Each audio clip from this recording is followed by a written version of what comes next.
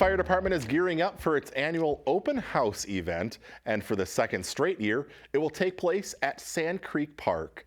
The public is invited to check out the trucks and other equipment on Saturday, October 1st from 10 a.m. to noon at Sand Creek Park. Meet your firefighters, spray a real fire hose, and watch various fire safety demonstrations. Weather permitting, a helicopter will land and free refreshments will be served.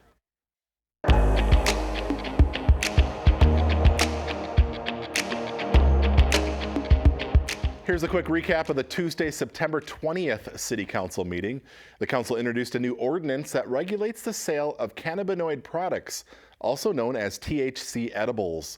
Earlier this year, Minnesota lawmakers voted to legalize certain edible cannabinoids derived from hemp. Under the new law, products can't exceed 5 milligrams of THC per serving, and you must be 21 or older to purchase. The proposed city ordinance would require anyone selling edible THC products to obtain a license from the city. It also prohibits them from being sold in vending machines, door-to-door, and over the internet. Formal adoption of the ordinance is expected at the October 4th council meeting. The City Council has authorized the city manager to sign a letter of intent with the National Sports Center to extend its commitment to the Super Rink in Blaine. Back in 1997, the city contributed $500,000 to help finance construction of the Super Rink, with Coon Rapids getting priority scheduling for one of the rinks through 2023. This new agreement would add another 20 years and have the city contributed $300,000 for capital improvements. Progress is being made on the new Fire Station 3 off Mississippi Boulevard. A giant crane is on site, and bricklayers are busy putting up the walls of the new building. This week, the City Council approved a contract for AV equipment installation at the new station. Barring any supply chain issues, the new station is expected to be finished in June. And that's a quick recap of the September 20th City Council meeting. As always, you can find the full meetings on cable or the CTN Coon Rapids YouTube channel.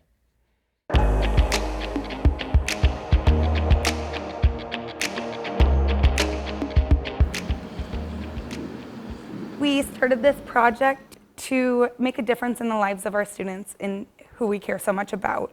For special education paraprofessional Emily Drevlo and special ed teacher Amanda Reinhartz, making a $500 donation to River Trail Learning Center was an extracurricular labor of love. So we are here with Julie Buffo, our school social worker, and Miss Vicki Quartz and Miss Ann Wegscheider, who are both our two new principals here at RTLC. And so we would like to present this check to you. The idea for the donation was planted 2 summers ago. So we started growing organic vegetables in our backyards. Okay, so the black sprinkles is just plain watermelon. For the past 2 seasons, they sold their veggies and other goodies at the Coon Rapids Farmers Market, and they earmarked 10% of their sales toward the goal. Professional development here at Anoka Hennepin encouraged us to be the change that we want to see in the world. They even got their students involved. We actually had some student volunteers help us with the market, which empowered the students with the idea of raising money for a good cause. The Bison Boosters Club will use half of the donation to fund the school's clothing closet and food pantry. The donation helps a lot because it gives us a little bit of the funding flexibility to be able to purchase some culturally specific food items that we might not normally get donated. The school's administrators will get to decide where to use the rest of the money. Donations really help us help our students and their families. Teaching all of us a valuable lesson on how to be the change. We just adore our students.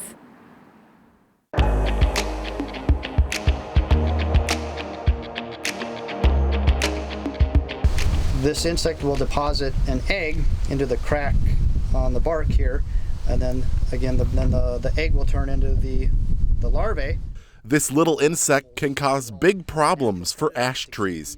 Emerald ash borer was discovered in Minnesota for the first time in 2009 and made its way to Coon Rapids by 2017. Yeah, emerald ash borer has really ramped up here the last couple of years in Coon Rapids. So this is some pretty good clues on this tree that the tree is well, heavily infected with emerald ash borer. So far this year, City Forester Tommy Shabilla has marked more than 300 infected ash trees, and there are likely many more. Pretty much every neighborhood now that I go into throughout town, whether it's the north side or south side, I'm seeing some infected trees to some degree in pretty much each neighborhood that I go into. Signs of an infected ash tree include bark in the upper canopy turning blonde and flecking, small leaves and dead branches in the upper canopy, a lot of bark on the ground, and woodpecker holes in the tree. And I'm kind of addressing kind of the worst first scenario with the amount of decline and dead. Shabilla is getting some help in the battle against emerald ash borer thanks to a $100,000 grant from the DNR. The money will be used to remove and replace 125 infected boulevard ash trees. As for homeowners, they should inspect trees on their private property. There are treatments that can prolong the life of an infected ash tree before a plan is made to take it down. The deal with ash trees is when they do die, they become extremely brittle. And so they're not going to stand for very long if they're left dead and standing. They're going to fall down on their own within a year or so. So it is really important to get the trees addressed sooner than later. For more information on emerald ash borer, log on to the city's website, coonrapidsmn.gov/EAB. You can also call the City Forester at 763-767-6455.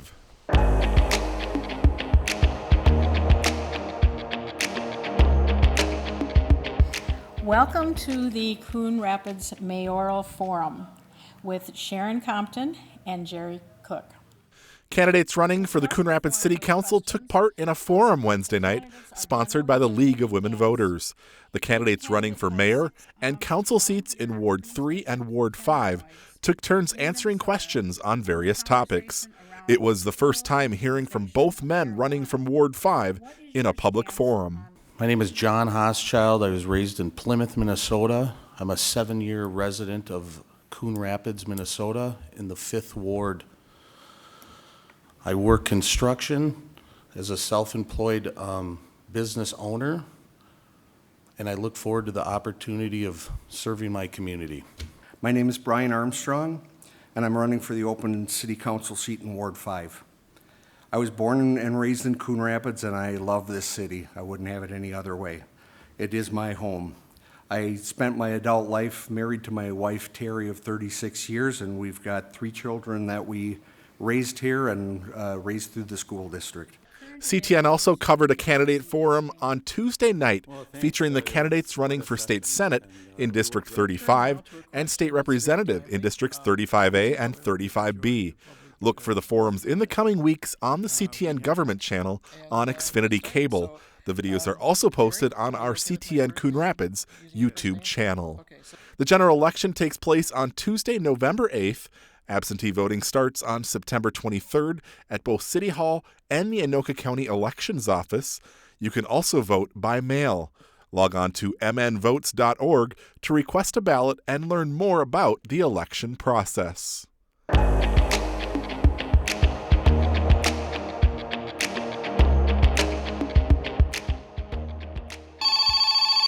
Dr. Rock Coon Rapids, this is Hannah. How can I help you? If you're looking for a music school to help you learn how to play your favorite instrument, then you'll want to check out Bach to Rock. We really try and teach kids what they want to learn, sort of hence the name Bach to Rock. So if you want to learn how to play Green Day, or you want to learn Beethoven, or anything like that, we have teachers that can teach you. Can you play hot cross buns on those 3 keys for me?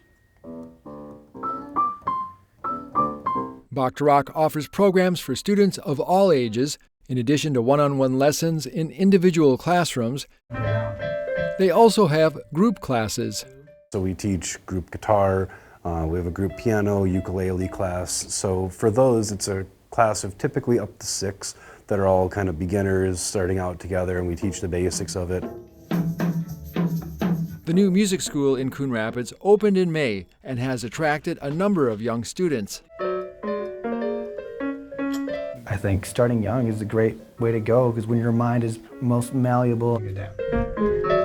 Piano teacher Diego Varela enjoys working with younger students to help them learn music in the Kids and Keys program. For the most part, we teach everything on the piano because in music, it's all laid out there. It's all right here. Anything that you can explain in music, you can see it. Just like language, the earlier you're able to get them familiar with the words and the concepts and stuff like that, the more it's going to be internalized by the time they get older.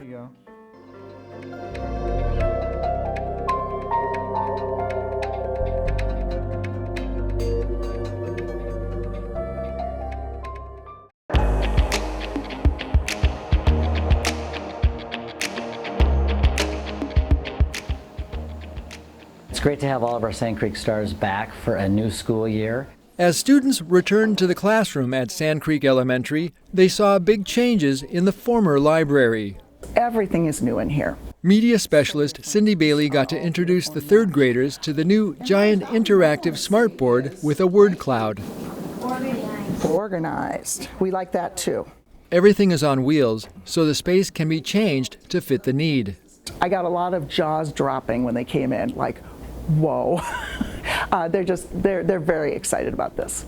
These renovations were overdue for a building which was originally built in 1965, and it's thanks to Phase 1 of District 11's Fit for the Future construction project. So Phase 1 included our media center and all of our kindergarten classrooms. Principal Paul Anderson took us on a tour of a newly renovated kindergarten classroom with its extra storage for teachers, provided by new cabinets along with new lighting, down to the freshly polished concrete floors.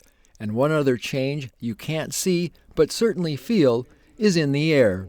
We also have a new dehumidified air system, which makes it feel like air conditioning in here, and it's very comfortable. There are 2 more phases of Fit for the Future to come to Sand Creek Elementary, wrapping up in 2024. We've got drawing books, we've got adventures, we've got world records. Back in the Media Center, the students get to read the new books in a brand new space. We want kids to be comfortable reading and to promote reading in our school.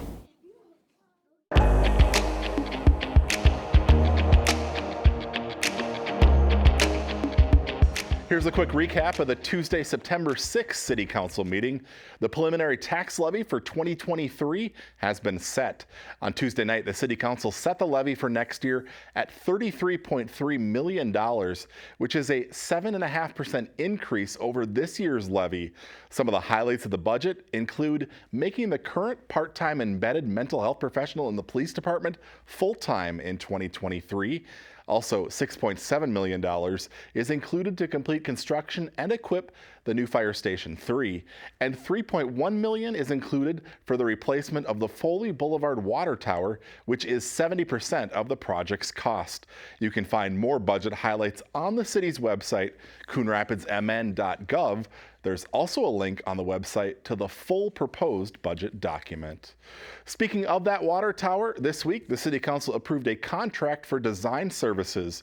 A study done in 2014 identified the need for another water tower in the southern part of the city to provide additional storage to meet peak demands and provide adequate water flow for firefighting. The current tower on Foley Boulevard, which is in need of repairs, will be torn down. Construction is expected to start next spring and will take more than a year to complete.